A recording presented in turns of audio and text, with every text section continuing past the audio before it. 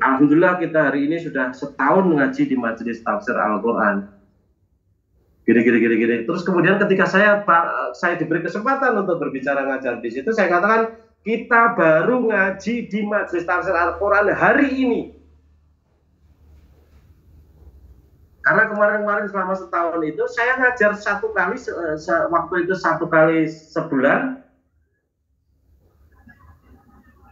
Kemudian mereka sudah yang tidak suka kepada MTA ini sudah gembosi terus, seminggu bisa 2-3 kali, seminggu bisa 2-3 kali. Apa yang saya ajarkan hilang semuanya,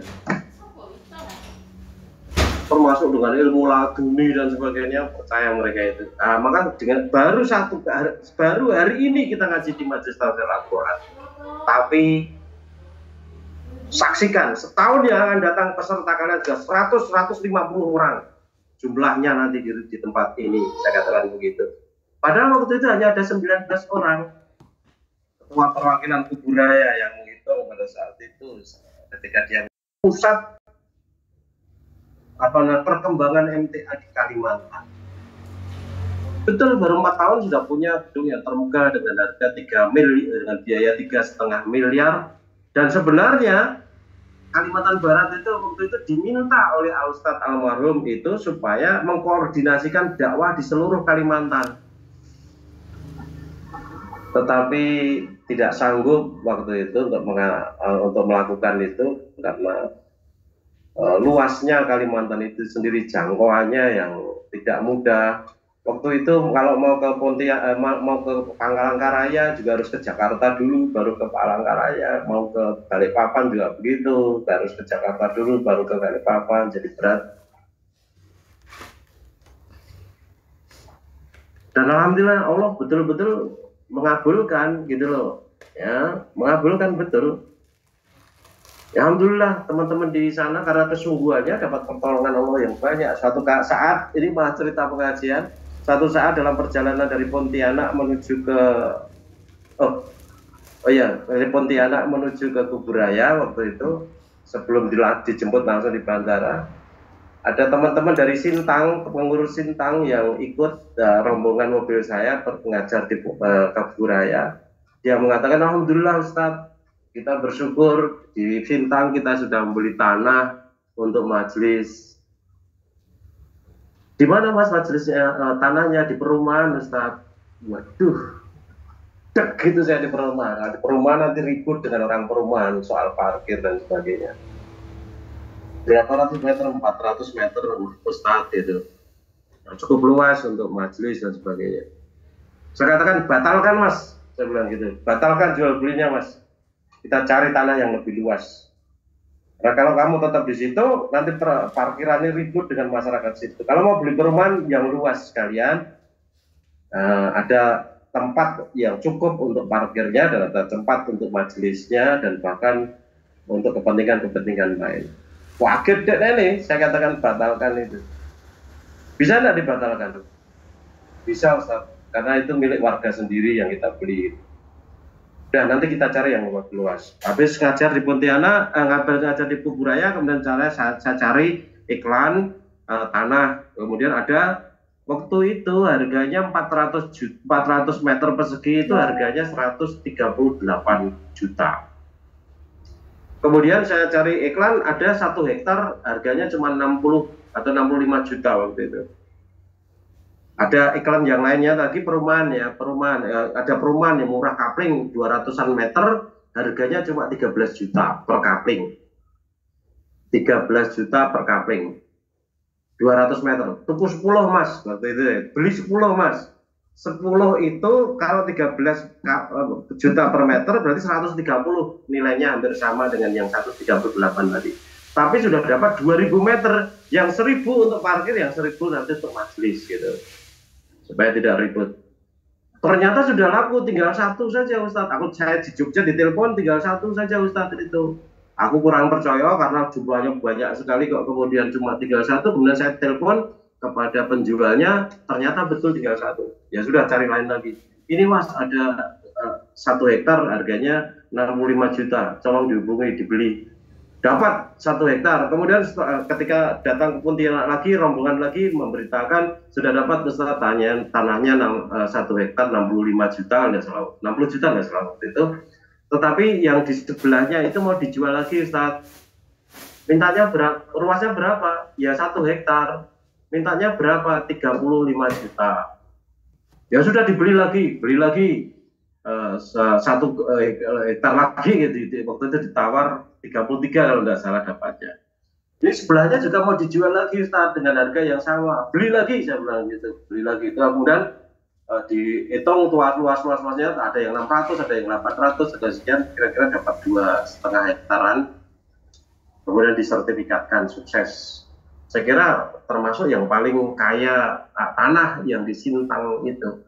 Ya, ini dapat pertolongan Allah langsung 400 meter diganti dengan 2,5 hektar yang harganya tadi 138, kemudian akhirnya keluar ya sekitar harga yang sama, tetapi dapat sekitar 2,5 hektar. Kan luar biasa.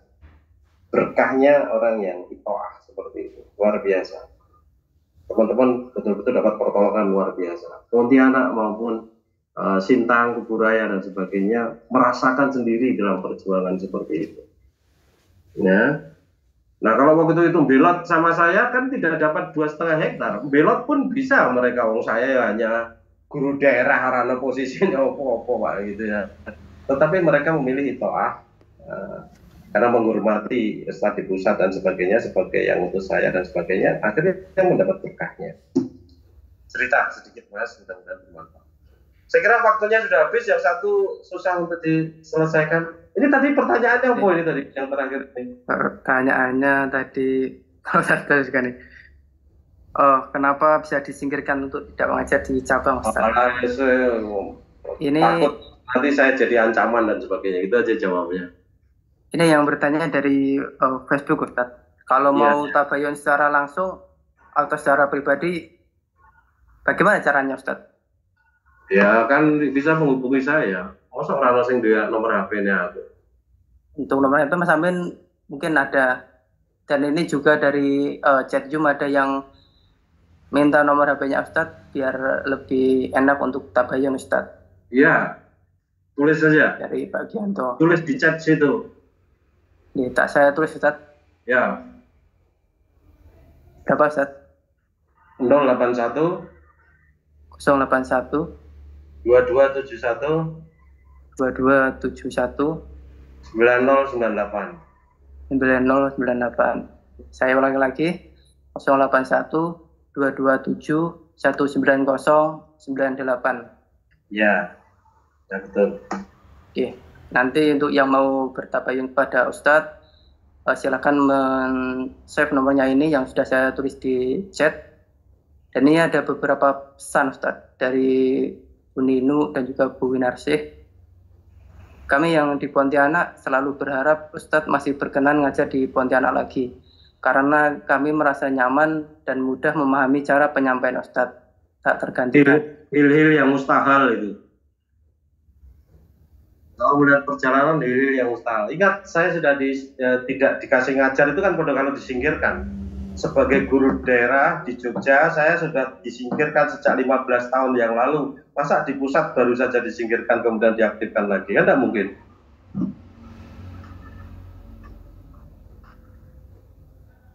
Sudah berharap yang lain saja, berharap sesuatu yang lain yang nanti berkah, bermanfaat untuk kehidupan panjenengan di dunia wal akhirah.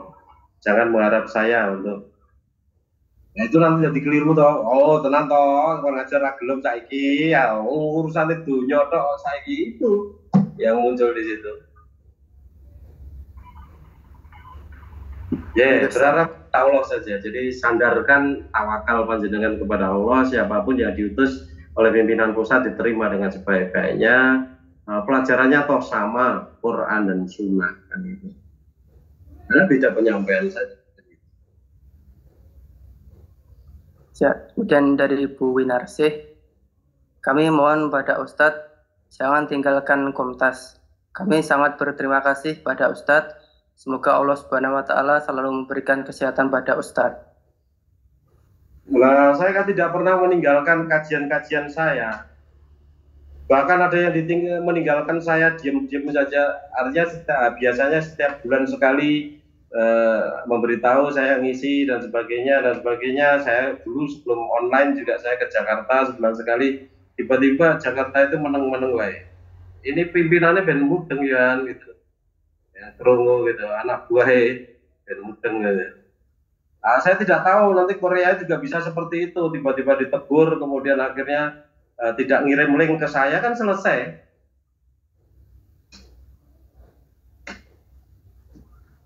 Sekali lagi tidak usah suudan kepada saya tetap nyaman-nyaman saja untuk ngajar apa saja di mana saja.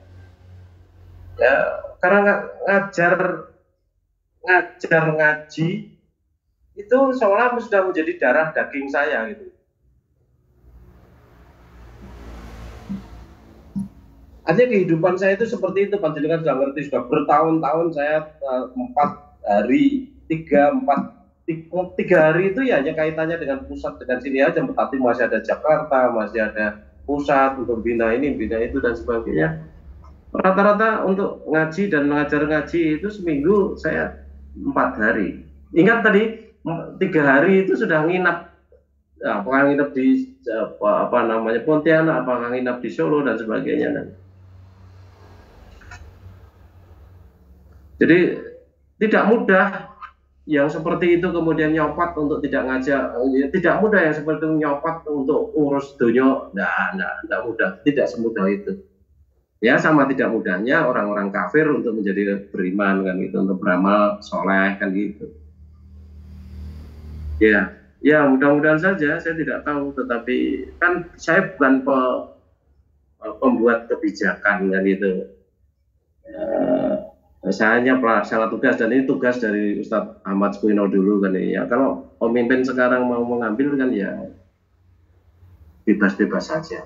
Memang tugasnya dia untuk ngatur kan itu. Kalau saya ngatur untuk minggir mas, minggir Rono, ya enggak apa-apa. Wajar-wajar saya, nyaman-nyaman saja. Insya Allah waktu saya akan manfaatkan untuk kebaikan dan itu, bukan untuk yang sifatnya negatif atau sekedar duniawi ya, yang tidak ada nilainya sama sekali. Ya gitu Mas saya kira. Ya Ustaz, dan untuk beberapa pertanyaan yang belum tersampaikan akan disampaikan hadapan Ustaz. Insya Allah ya, mudah-mudahan masih diberi kesempatan oleh Allah. Gitu aja saya kira teman-teman semuanya. Ada laporan? Oke, untuk laporan dan dari Facebook ada 47 penyimak, dari YouTube ada 50 penyimak Ustaz, dan dari Zoom ada 34 penyimak Ustaz, peserta Ustaz. Ya mudah-mudahan bisa mengambil manfaatnya. Kurang lebihnya saya minta maaf. Mari kajian kita akhiri. Alhamdulillahirabbil alamin. Subhanakallahumma wa bihamdika asyhadu an la ilaha illa anta astaghfiruka wa atubu ilaik. Assalamualaikum warahmatullahi wabarakatuh. Waalaikumsalam warahmatullahi wabarakatuh. Matur Ustaz. Terima kasih Ustaz. Nyuwun live nggih. Nggih, monggo silakan Ustaz. Salam di Pontianak Ustaz. Ya Mas. Assalamualaikum. Waalaikumsalam warahmatullahi wabarakatuh. Warahmatullahi wabarakatuh. Ya, alhamdulillah telah kita ikuti bersama kajian bersama Ustadz Abdurrahman Suparno. Semoga dengan ilmu yang kita dapatkan menjadi ilmu yang berkah, ilmu yang bermanfaat buat dunia dan akhirat kita. Dari saya mewakili teman-teman yang tugas di balik layar, kurang lebihnya saya dan teman-teman minta maaf. Akhirul kalam, wabillahi taufiq wal hidayah. Wassalamualaikum warahmatullahi wabarakatuh. Waalaikumsalam.